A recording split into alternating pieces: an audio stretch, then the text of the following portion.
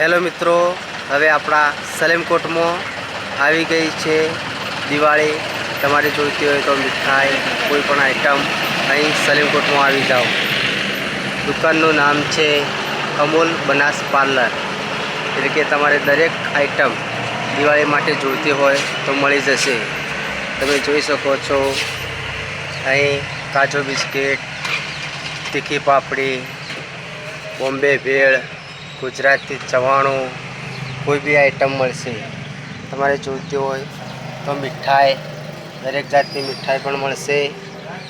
અહીં નાસ્તા માટે અહીં હલવો પણ મળશે। તે તમે જલ્દીથી દિવાળી પર આવી જાઓ।